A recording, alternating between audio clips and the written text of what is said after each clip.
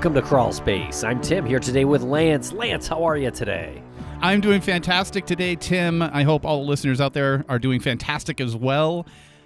The guest that we have on, he's been here a few times already, and we always have a good time with him. He's always such a wealth of information, but he delivers it in such a way that I think anybody can understand it, and damn handsome. But Tim, before we get to our guest, how are you today? I am doing great over here. Thanks a lot for asking. And yeah, I am excited to once again announce our guest, Matt Murphy of mattmurphylaw.com, and he's a new author. He wrote a great book called The Book of Murder. It's out now. You can check it out. In this episode with him, this is now the third time we've spoken with Mr. Matt Murphy, Lance, and we spoke more about his book in the first two conversations, The Book of Murder, but in this third conversation, we speak a little bit about his next book. And in this conversation, we speak mostly about serial killers and, from his perspective, what it was like to try them as a former homicide prosecutor from Orange County. He tried Rodney Alcala, the serial killer. And so we spend a good maybe 20 minutes or so speaking about Rodney Alcala. And really the second half of the conversation is about the Long Island serial killer, or I should say the alleged Long Island serial killer, Rex Heuermann. And Matt is such a great person to sit down with and speak about these crimes and the people who perpetrate them because, like you said, he was a prosecutor and he has been involved in these situations where he has to sort of think like them, manipulate alongside them with their minds and his own mind in order to get the information that they need. And all of that goes into these insights when he writes his books. And I'm so excited that he's got this new book that is just specifically focused on serial killers, because not only does he talk about them and their crimes and how to make yourself aware of their presence, but I'm sure there's pieces in there that will set you up to protect yourself in some way. And Matt definitely has a genuine curiosity about the minds of serial killers. You can tell because the way he speaks about them, he almost gets excited speaking about their psychology and, you know, how they hold trophies and how there are patterns with serial killers that repeat in different serial killers. And I think that's one part that Matt really likes about it because, I mean, after all, he was a prosecutor, so that's like evidence, right? Right, and he loves catching them. I think that's the ultimate icing on the cake, which is I'm going to learn about you, I'm going to learn about your patterns, I'm going to figure out how to use all of that against you, and that's why he's a prosecutor, and he catches them, and I think that's a lot of where that excitement that you spoke about comes from, is watching them be a victim of their own MO. Right. Okay, so we hope you enjoy this conversation with Matt Murphy. Definitely check out his book, The Book of Murder. You can get that online. And check out his website, mattmurphylaw.com. Make sure to follow us on social media at MissingCSM. And be sure to stay tuned. At the end of the episode, Tim and I will be coming back in with our final thoughts on this conversation. We're going to break quick for commercial here, and we'll be right back.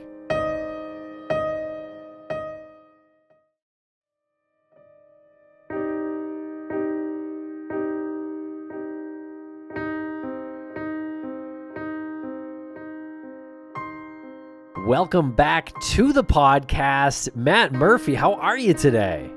Good. It's a sunny but cold day here in New York City. Yeah, same. We got sunny and cold, had a few flurries of snow. You guys got kind of dumped on, though, didn't you? Yeah, pretty crazy. But today's actually a beautiful day. It's just very cold. My California blood it's kind of at its limit. Got to be 19 last night, and I went outside and turned right back around and came back inside. Yeah. So gotta get that blood thickened up again, I guess. yeah, or something. I have a neighbor, and I ran into her on the elevator that I'm like, I cannot believe how cold it is. And she's like, I'm from the Midwest. I'm like, oh, I almost died. She was like laughing at it because it was nothing for her. Well, having you on the show is not nothing for us.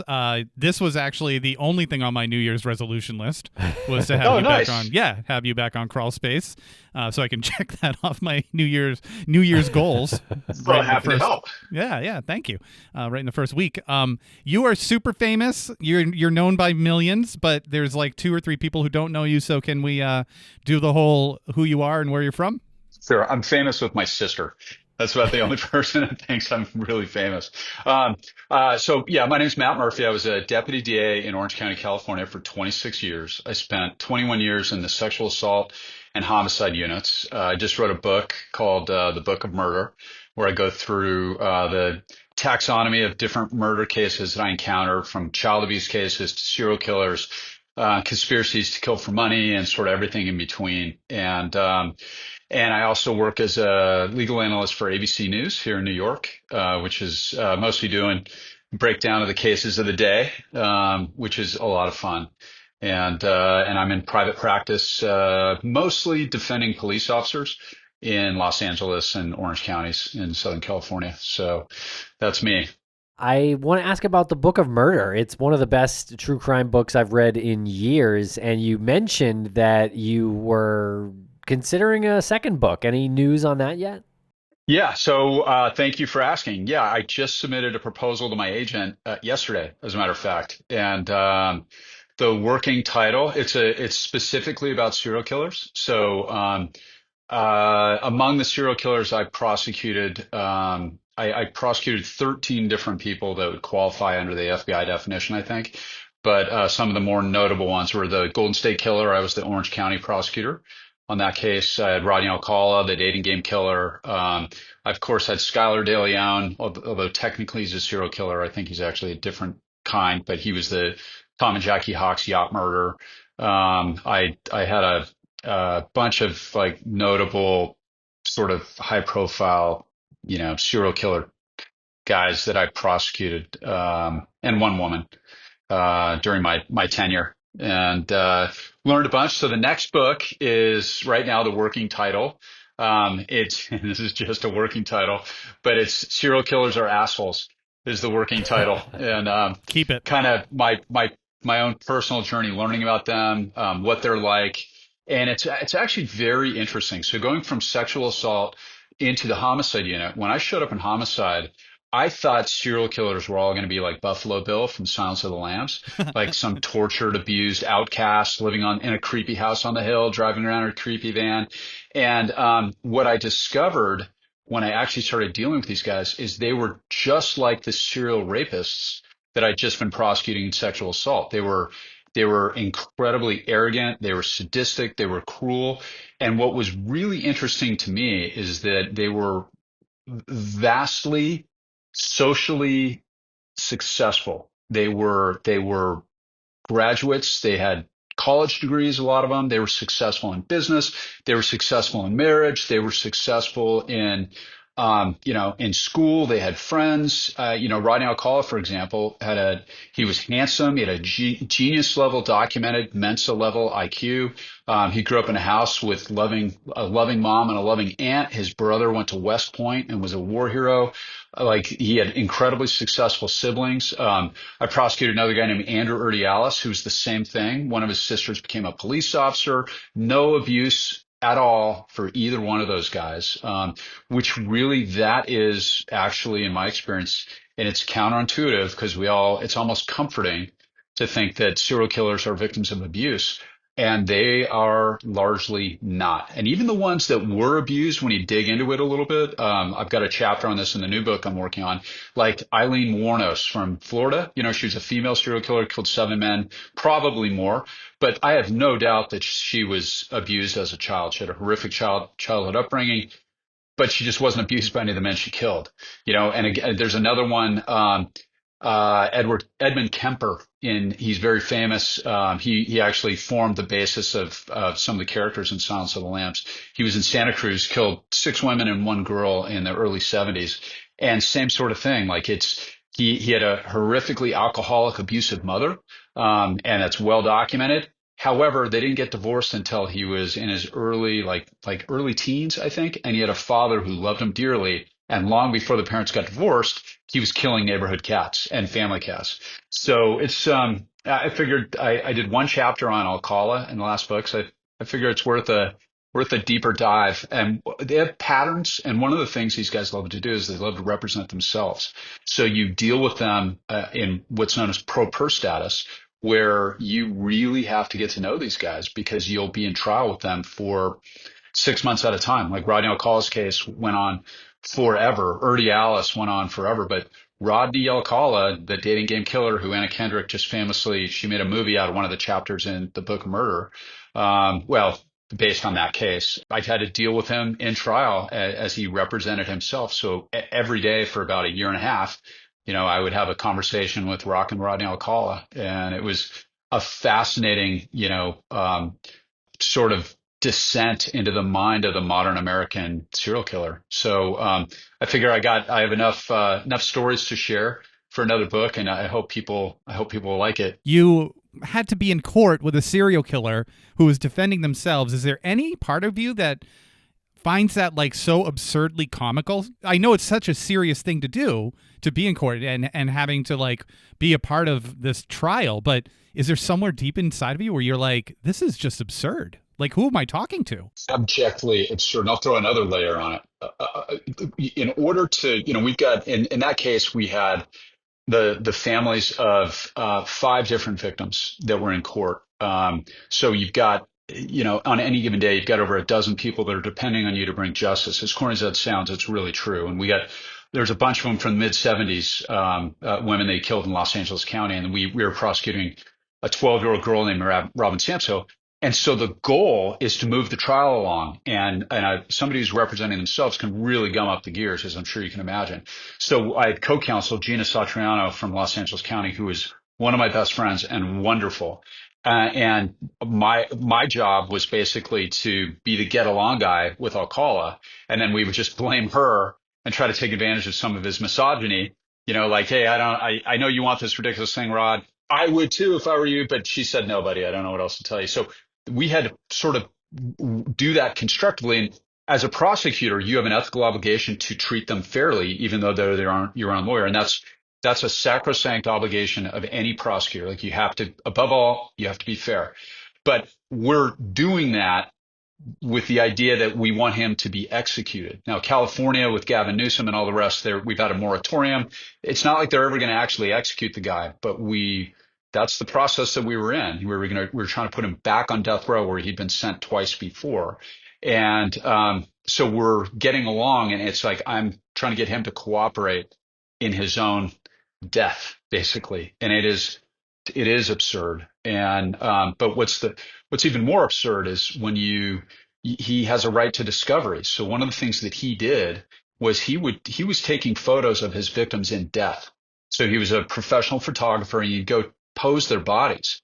And that was when they were discovered. They were discovered in these post-rape positions. And because he was so high profile, he had his own cell in the jail. And as his own lawyer, he had to have access to those images. So you can just picture what that guy's doing in that cell at night with those images. Like, we basically gave him his own porn supply, his own created porn supply.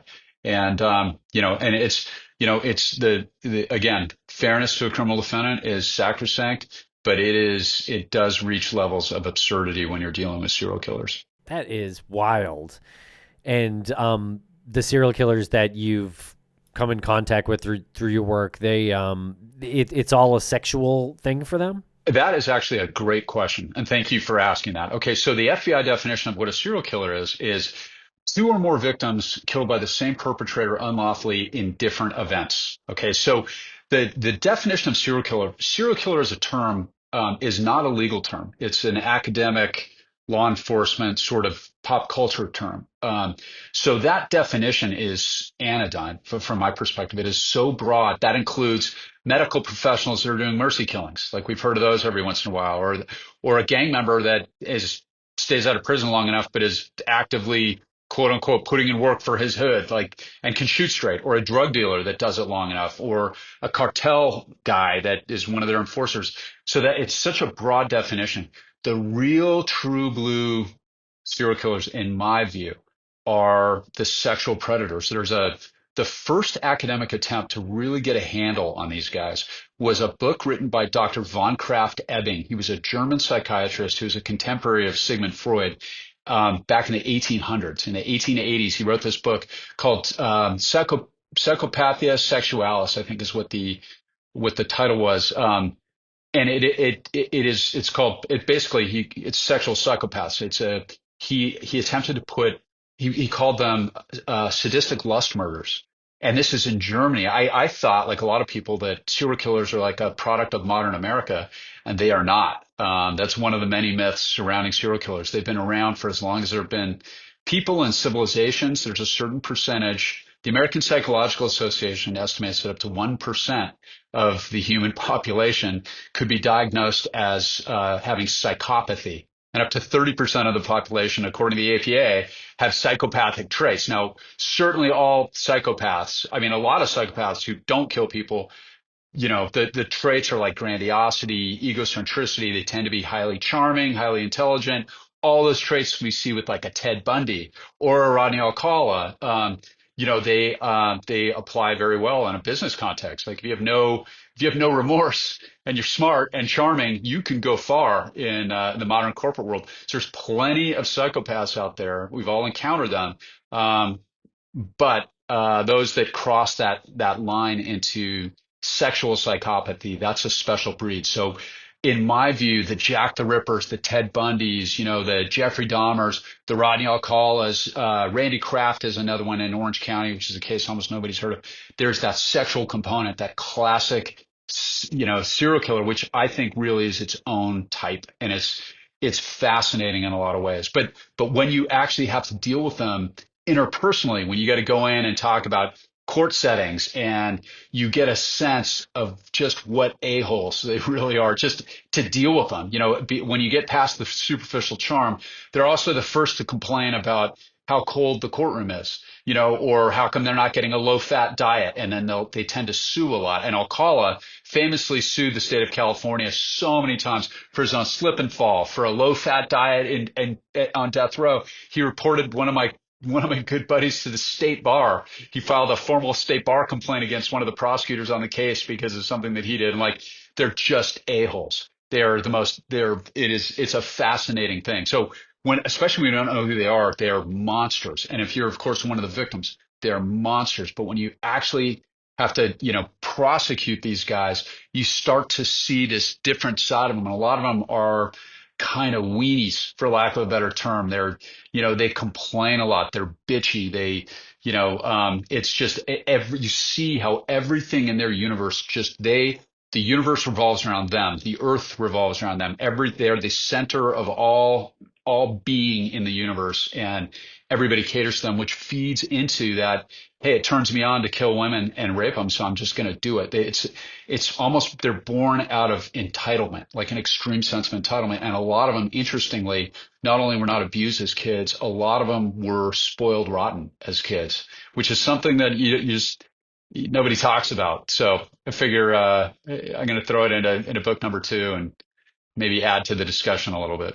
Yeah, I love that. And my other question, God, you're a pro. You came right back around to the first question I wanted to ask. Are we starting to get to a point where we, in analyzing serial killers, are weighing the history, their past, a little bit less now? Because we say all the time, that person was abused by their family, so therefore they are going to be responsible for abuse for somebody else. But in some cases, like you just said, this person was spoiled rotten by their family. This person, it's a whole scope of behaviors and incidents that happen when somebody is young.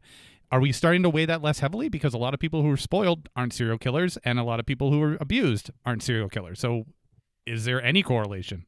I think we're definitely, your average juror, I think, is gaining sophistication in this area by leaps and bounds. And remember, it's a bifurcated system in California, and Koberger, for example, same thing in Idaho.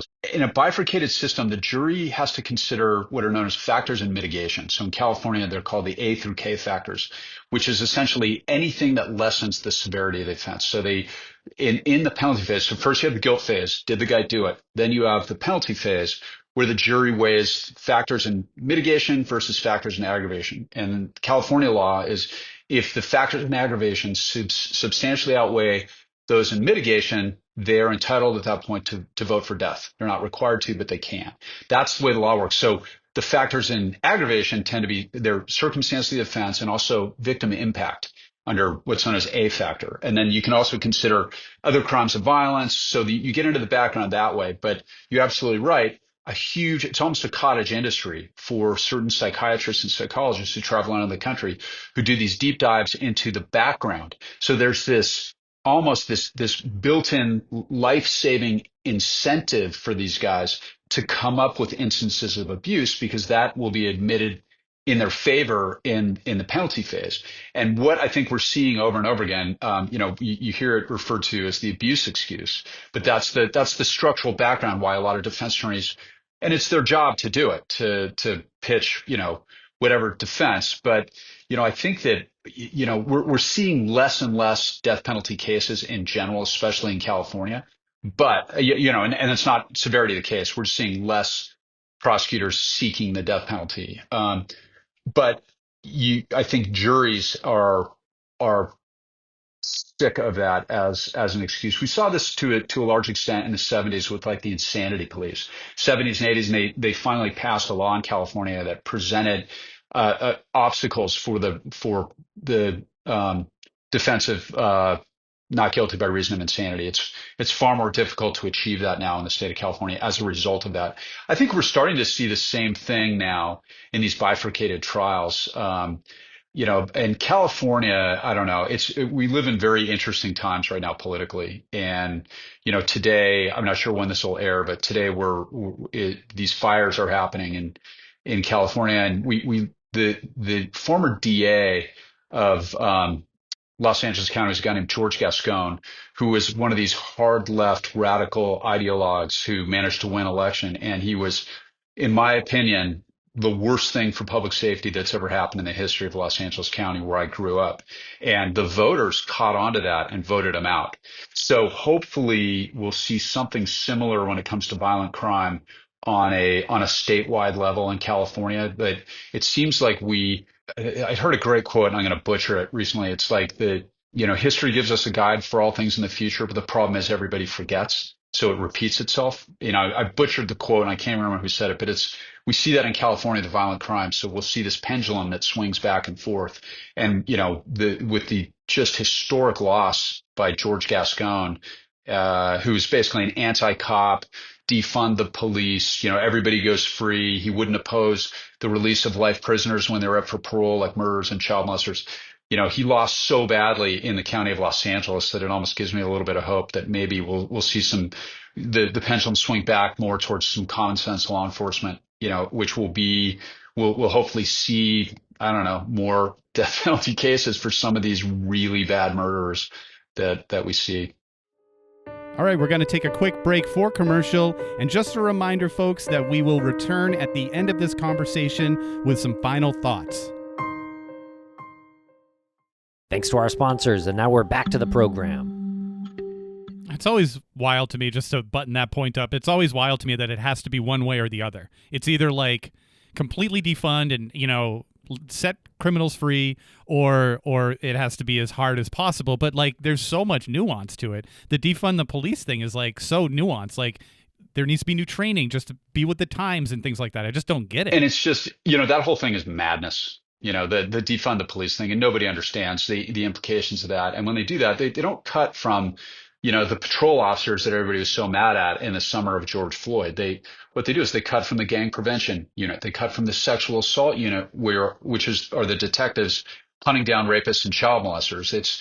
And so when they'll cut detectives, and that's, like all the cases that we talk about, and I'm lucky enough to come back on your show, these are all cases solved by really good detectives.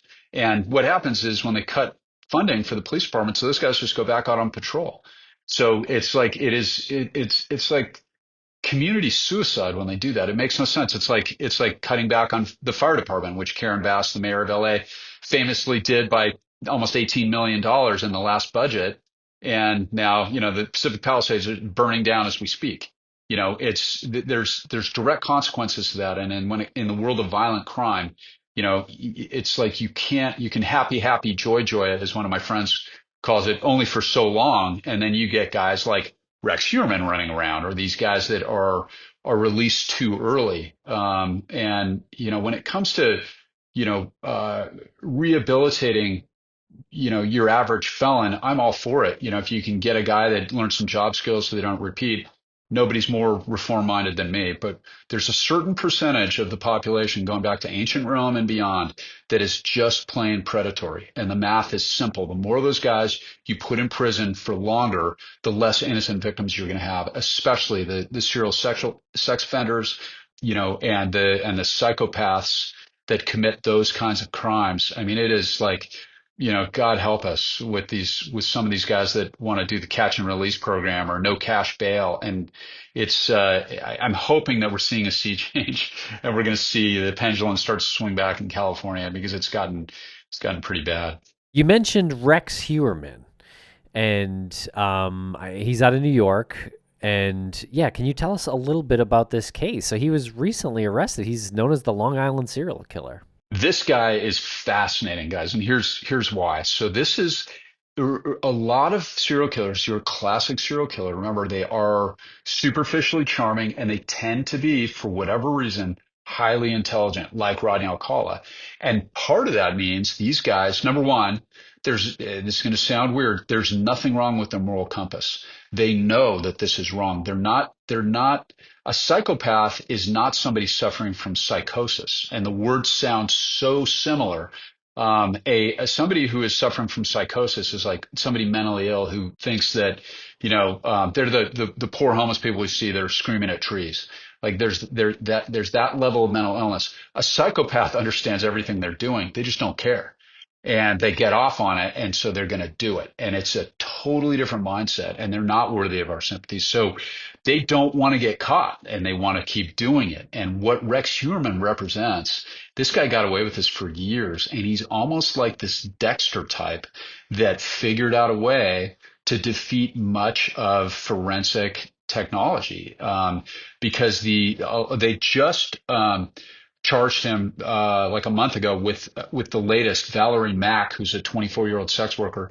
They're making a bunch of these cases on what's called mitochondrial DNA, which is different. When the average person hears they made the case on DNA, we think of nuclear DNA, and you think that's like the DNA that's found in a cell, which commonly in sex crimes, it's the sperm fraction is what it's called. It's found from spermatozoa that's left on or inside these poor victims. And that was the way that, so many of these guys got caught, when DNA came online and the CODIS system went in. But Heuermann figured out a way to leave. I don't think he left nuclear DNA on anything. So there's two kinds. There's nuclear DNA, which is DNA from like saliva, or it's from your nuclear cell that has the genetic component of all, that we all have.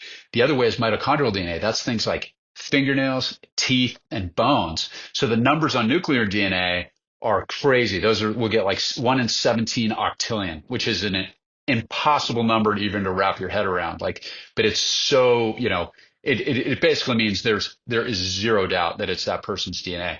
Mitochondrial DNA, you'll get numbers like 1 in 50 or 1 in 100. So it's not as good. But it's still, when you wrap it in to other, forms of evidence, like in a case like Heuermann, it's still incredibly persuasive on the constellation of evidence. So this guy somehow managed to kill. Right now he's charged with 7. They suspect him of 19 and probably more. And of course, I've got to say, I'm an attorney, so he's presumed innocent. He's entitled to the presumption of innocence. That's critically important. However, boy, the evidence looks convincing against this guy. And it seems like with every new victim, they're releasing just a little more. We've got this trickle of information. So kind of classic example of what we were talking about as far as, somebody that is successful in life. This guy was a successful architect in Midtown Manhattan, not far from where I am right now. This guy was incredibly successful. He had a wife, he had an intact marriage, he had a family, and in his spare time, when his wife was out of town, he was viciously murdering sex workers, allegedly he's been accused of it. But one of the things he is accused of is they got these mitochondrial DNA from hairs from his wife and his daughter on some of these victims. So not even him, which is really fascinating. And what they will layer that with is when they did the search warrant of his home, in a safe, he was collecting trophies, which is another hallmark of every good psychopathic sex offender. They love to collect trophies, and his trophies appear to be newspaper articles. So there would be articles about these things, and he kept those in a safe, which is, I think, devastating for the defense, right? Like, I mean, I've got old articles that I kept from like my early days as a DA, right? Like, like page 28, person convicted of DUI. And as a young lawyer, it's like, hey, my name's in the paper, so you kind of stash those old papers. But imagine that there's a laundry list of women he's suspected of killing in a safe in newspaper articles. So that's very persuasive. There's also some really violent, apparently pornography that they discovered in the search warrant. But I think one of the most damning things for this guy is that he would allegedly murder a victim, take their cell phone, and then troll their family. And he would take their cell phone and call their family members. So he had a burner phone, like a throwaway phone that he was using that his wife wouldn't be able to see, I guess, to access dating websites and some of these online like sex worker services that he could find. So that was one phone. And then he had his own regular phone that he'd communicate with colleagues, professional phone, and family. And then he would have the victim's phone, and he'd be calling the victim's family, heckling them and tormenting them. And all three of those phones would be in his possession, apparently at the same time as he's pinging from Long Island into Manhattan, and having prosecuted a bunch of murders where you have cell phone evidence like that. That's like footsteps on a beach. I mean, that when those guys are able to put that in a courtroom in front of a jury and show where the transponders are for those three different phones and where they're pinging back and forth, I mean, it is overwhelmingly persuasive. So, but he figured out a way somehow to murder all these women and prevent his own DNA from being left on things. So that I don't think there's any fingerprints, or there might be one hair from him. There's no, I don't think there's anything, I haven't read anything anyway about any sperm fraction DNA. So he's doing something to clean them, which I think represents the new frontier for serial killers. The guys that are going to want to do this are going to keep doing it. It's just they're going to try to figure out a way to defeat, investigators. And I think that's really interesting. So we're seeing he represents one of the very first, in my experience, that is he's evolved to fit, the modern times, which is, I just think it's fascinating. Yeah, it's really incredible to think about how he got away with what he did for so long, and putting it into the context of he's evolving with the technology and with the times and of the investigations is like terrifying. Is there anyone else like on the radar that comes close to that as far as a serial killer? Well, we still have plenty of active serial killers in the United States. There's a really interesting book written, and I'm blanking on the author's name, about long haul truckers and what a perfect profession that would be. And, there's very early techniques that these guys were doing just to get rid of, to kind of get away with it for a long time, was getting rid of the victims' bodies, which would involve burying them in the desert. I had a guy named Andrew Urdialis who's in the Marine Corps. And Alcala did the same thing. The Hillside Strangler, who turned out to be two people working together, Angelo Bono and his cousin, they would dump the victims, like in California, in the chaparral. And, in Southern California, at least, we live on the edge of the Mojave Desert. And, those bushes that you see in the mountains are full of animals. So they will get to those bodies and destroy almost everything of forensic value very quickly. So, that's been going on for years and years. And then, you also see, you also see they're getting better about dumping them in like in the Pacific. We have an unsolved of a sex worker that got washed up in Newport Beach, and it's just that time in the water alone, it will destroy almost any DNA that you can hope to find. So there's definitely they're learning and they're evolving. But Heuermann he was like, you know, wrapping them up in burlap, which somehow must be, you can't leave fingerprints on it, but he had to be gloved up, I think. Or maybe you can't swab burlap. I never had a case that involved that, but that's his MO, his way of disposing of the bodies, which involved brutal amounts of violence and dismemberment and all sorts of things, assuming, he's the guy who did it. But whoever the Go-Go Beach killer is, he escaped, Valerie Mack was, I believe she was murdered in the year 2000. So it's, 25 years now I can't believe it's 25 years since the year 2000, but, quarter century to put that together. It's really, I think it's fascinating. I really do. All right, we're going to take a quick break for commercial. And just a reminder, folks, that we will return at the end of this conversation with some final thoughts. Thanks to our sponsors, and now we're back to the program.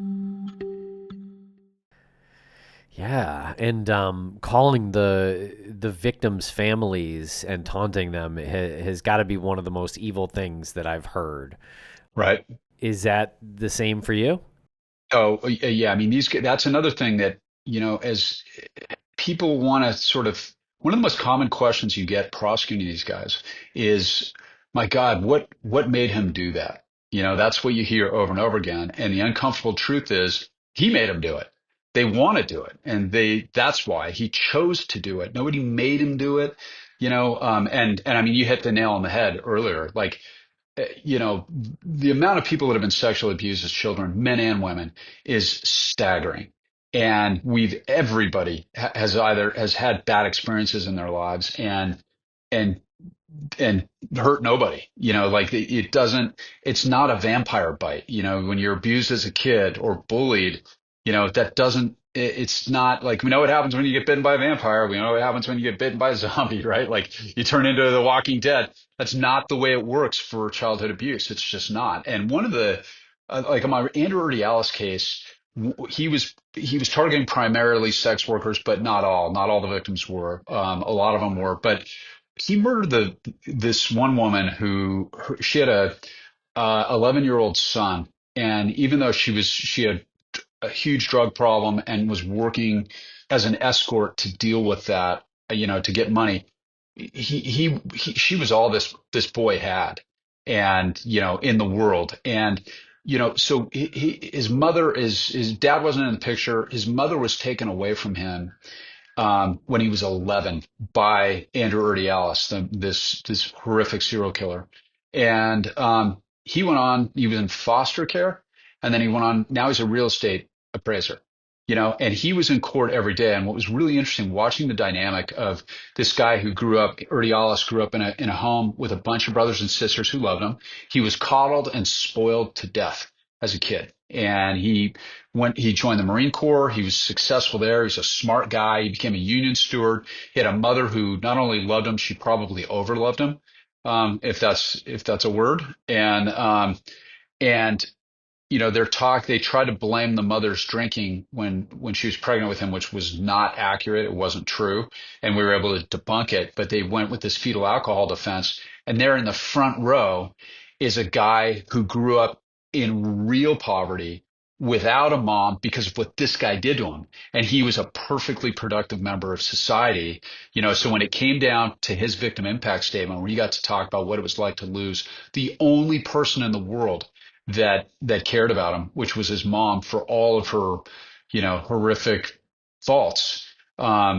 He loved him to death, and she was the only thing that kid had going for him. And then he's cast into a foster care system. And I have no idea what the percentages are for kids that are abused in foster care in Southern California, but it has got to be through the roof. And, there've been lawsuits about that, with LA County in particular, but, and he got to testify about his upbringing. And then you contrast it with this guy who had every advantage in life. And it was interesting to see. And the jury had no problem voting death for him. And then what was interesting about that case is he came in, and it's called a statement of allocution, where he came in at sentencing. So he was convicted of five, but he was convicted of three more in the Chicago area. So he was ultimately convicted of eight, murdering eight different women, but certainly killed many more. But he came in and in statement of allocution, the whole jury was there at sentencing, and he said, "I see the jury here." And we argued it like, look, this guy, he got a medal in the Gulf War. He had every opportunity to live this good life, and there were things that were really good that he did that, I had to ask the jury to consider that as a factor in mitigation, just as an outweigh the pain of what he put all these poor families through. And he said, ladies and gentlemen, I see you there in the jury, and I just want to let you know that if I was on the jury with you, I would have voted the same way you did, which was interesting, right? And then but it sounded like he's just blowing smoke. And then I think it was 3 or 4 days later, they transported him to San Quentin, and he hanged himself in his cell and carried out the execution himself, which was really just it's a fascinating thing to look at the mindset of somebody like that. And it was almost as if he felt like he finally got a fair trial, because he didn't think he was treated fairly in Chicago, and it was a really odd thing, as far as like looking at the psyche of one of these guys. And usually they're far too egocentric to ever harm themselves, which is another classic trait of these guys, and the arrogance and egocentricity. Yeah, right. But isn't that a moment of being arrogant and like owning your own death? Like, okay, I'm not only in charge of the people that I kill, but I'm in charge of my own death as well. That no one's going to be in charge of that but me. And that reminds me, funny story. My sister called me on Saturday. I think it was Saturday, Sunday morning at like 9 a.m. because she was coming off of this like binge watch of Israel Keyes documentary, and she was so mad that he killed himself. And that's the only reason why she called me. She was like, I just don't even know who else to talk to. I'm so mad that no one got a chance to like find justice, and he took it from them. So I'm thinking, like, do you think that suicide is also just another act of being selfish? And Might just be. Yeah. I mean, he wound up in a new cell. He was basically a professional death row inmate in Illinois, because he was convicted of these murders in Chicago, and then he was one of the many prisoners on death row that were commuted by Governor Gary Ryan on his way to federal prison. That was sort of his final act out the door. We just saw that federally, with 37 death row commutations in federal, as somebody who's on their way out the door. But I'll stay out of that. But the thing about it, with the families, I think that if those guys suicide, like Epstein committed suicide, I think he did kill himself. And I don't know, I don't pretend to be an expert on that, but he did it before the trial and before anybody got their day in court.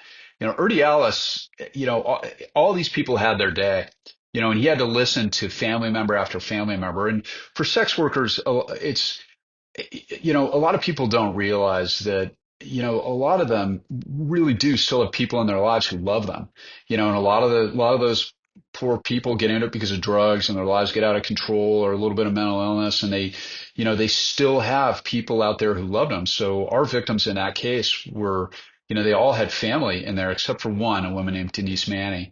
But everybody else had family, and not all were sex workers, but, they were there every day. And it's, when it comes to that, they got their day, and the jury agreed with them. And that's a really cathartic thing for the family, because essentially the jury is making a legal and factual determination that their loved one, despite whatever mistakes they made in their life, was valuable enough as a human being, and their death was awful enough, for lack of a better term, that the person, even though everybody knows in California they're not actually probably ever going to get executed, they still deserve to die for what they did. And that for the family members, believe it or not, it really does deliver a sense of justice to them. And so I think for that case, for me, the way I I wanted to define it as much as I could for those family members. Was we went through the process and we convinced him. Not only we convinced the jury, we convinced him that he deserved to die, and that's why he did it. And a lot of that is, I guess, it's sort of beauty is in the eye of the beholder, right? Like what he really did is he spared those families endless appeals, where they would be challenged for saying this or that in their victim impact statement, and and you see this, this entire industry fighting, on behalf of prisoners sentenced in the state of California to death or life without possibility of parole, which is the alternative sentence for special circumstance murders in the state of California, which multiple murder is of course one of those. So I chose to look at it as we convinced him, and I actually think we did on that. And it was weird. He came out and he goes, and I was very nice to his brother and sister. He had two sisters and a brother that testified. And my philosophy on that as a prosecutor is always, it's not the family's fault, and these people, one of them was a police officer, so they'd all gone out and done good in the world and in their lives, and they were nice people.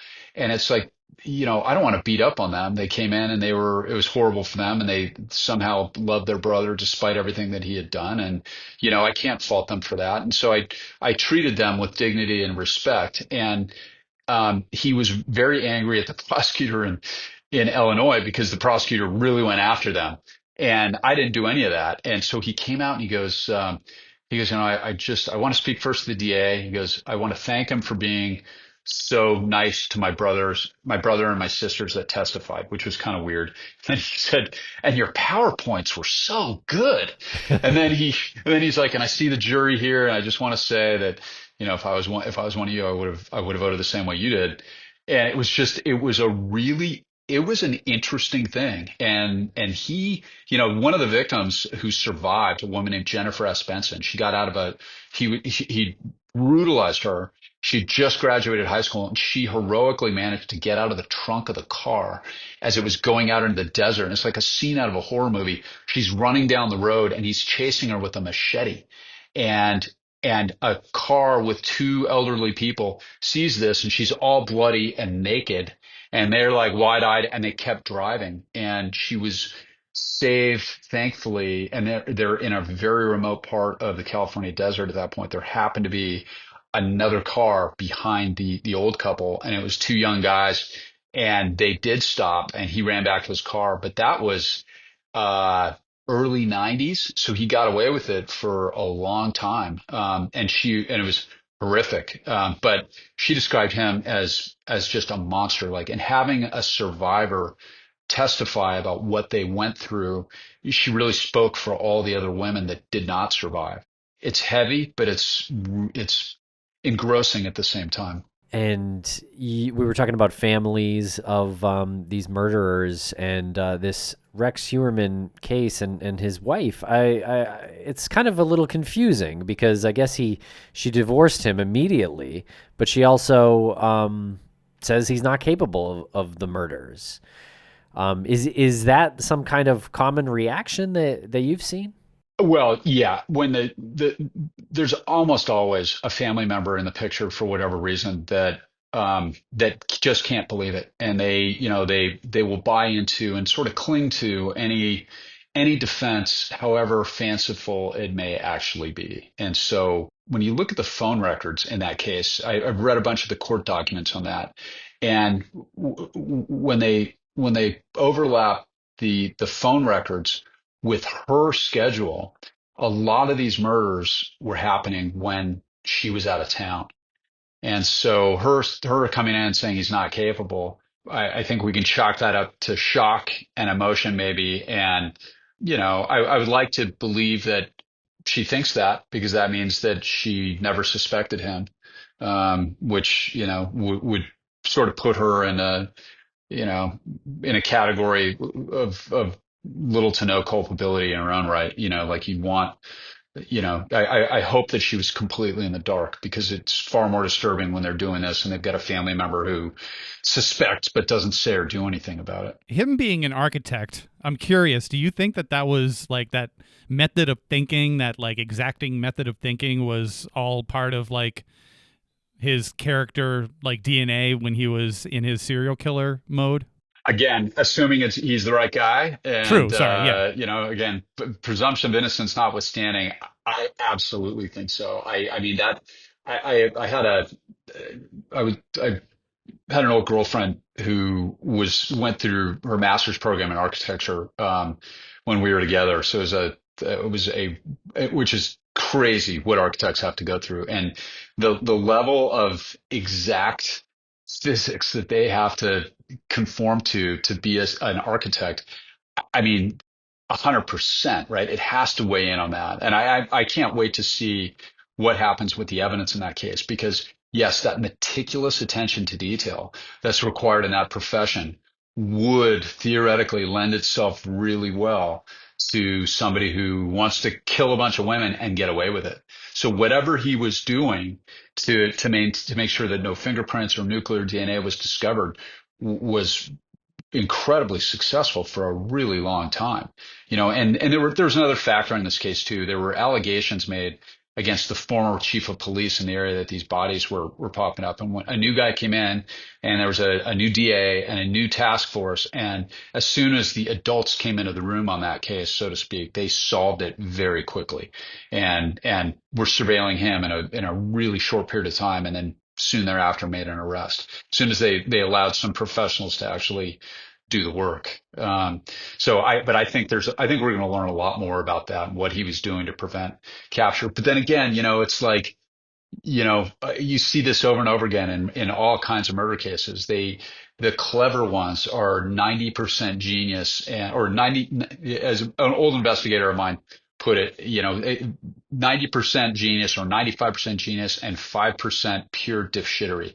right? Like this was his word, dipshittery. And, you've got a guy who goes to all these amazing lengths to not get caught, right? And then he has a safe full of newspaper articles about the murders, and, it's like I think it's probably a function of the arrogance. He's got the body, he's dumped the body. He thinks he's got his bases covered on that, figures he'll never get caught. So, hey, why not keep all three phones on at the same time as he's traveling into Midtown Manhattan, not realizing that he's pinging on every freaking transponder between where he lived and his office for three different cell phones, which would be such a convincing graph. I mean, with one cell phone by itself, I had a guy named Alejandro Avila when I was in homicide. He murdered a 6-year-old girl named Samantha Runyon back in the day, and he traveled from a place called Lake Elsinore in Riverside all the way to Orange County. And it was like when we did the timing of it, and when he's pinging, it was like it couldn't have been anybody but him. And that was just with one phone call. I mean, or with one cell phone. With Rex Heuermann and 3 phones, that thing is going to be tremendously persuasive when that comes out. And I can't wait to see that. Well, someone told me you make great PowerPoints, so I'm sure you'll. I thank you. Spend a lot of time on those PowerPoints. I got a couple trials coming up for police officers I'm representing in the new year, and I'm working on one as we speak. So hopefully that one is as persuasive as some of the other ones I did. But well, thank you so much, Matt, for spending some time here with us today. We really appreciate it. Yeah, hey guys, I love the pod. So I have me on anytime. Any case that comes up. I really enjoy listening to the stuff that you guys do. I'm such a true crime nerd myself that it's one of my favorite podcasts. So I love coming on and have me on anytime, any case, anytime. Happy to do it. You can keep complimenting. That's cool. Well, you said my PowerPoints were good, so awesome. That's what I heard. Try to stay warm while you're in frosty New York, and when you get back to California, I hope everything is okay with your property and your friends and everything. And yeah, thank you so much. Yeah, absolutely. Yeah.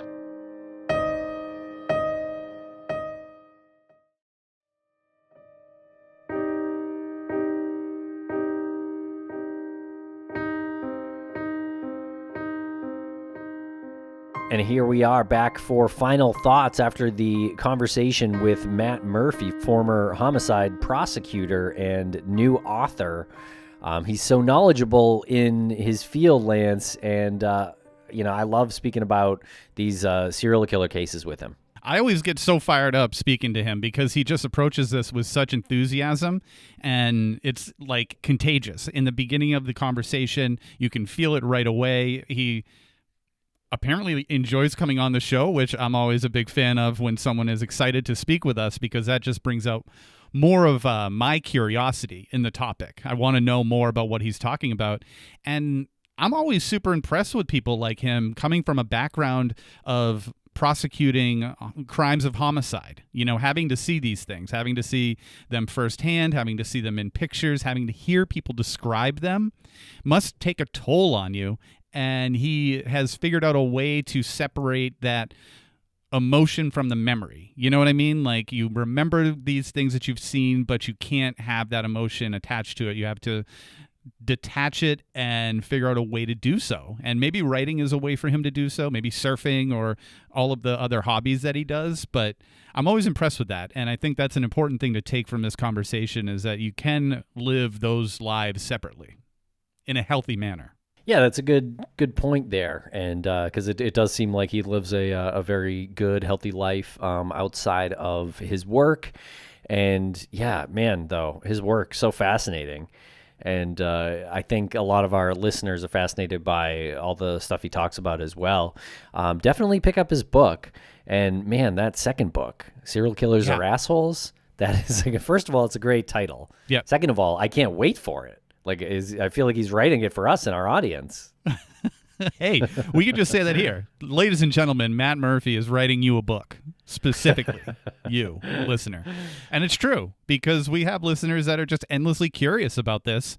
And I love that he came on the show previously a couple of times, and we've talked about a number of topics, and one of them is serial killers. And there's something about serial killers that just is like a barb in his side, right? He just needs to figure out everything he can about this. He needs to solve this, and he's hyper-focused in this particular book coming up. So, I mean, obviously we're going to have him on again, and he's going to talk about the work that he's done for Serial Killers Are Assholes. And it's not just meant to be a funny title, as long as we're just riffing here about this conversation. Yeah. He literally wants you to know that they are jerks. They have no empathy, and ultimately they are assholes. Yeah, absolutely. Yeah, I mean, he's had first-hand experiences with several, Rodney Alcala being one, as discussed in this conversation. And it seems like Alcala, that trial lasted a long time because Alcala defended himself and put the other side through hell because of delays and things like that, not to mention the families. But yeah, I mean, it was interesting. He mentioned, they're the first people to complain about how cold it is in the court. And they're just like narcissistic, arrogant assholes, all about them. Yeah, everything has to be surrounding them. Everything has to revolve around them. And, ultimately that's what gets them caught. Right. There's the blind spot. Exactly. All right, everyone. Well, thanks so much for listening to this conversation. I hope you enjoyed it. Pick up Matt's book, The Book of Murder, and look out for his new one coming, I don't know, probably next year. But thanks a lot for listening, everyone. We really appreciate it. Follow us on social media at MissingCSM.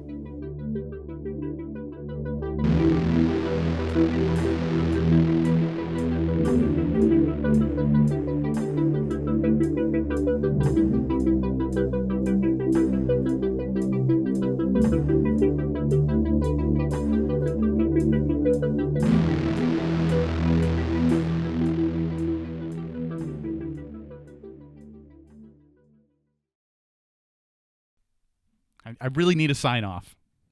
If anybody has any suggestions for my final thought sign off, let me know.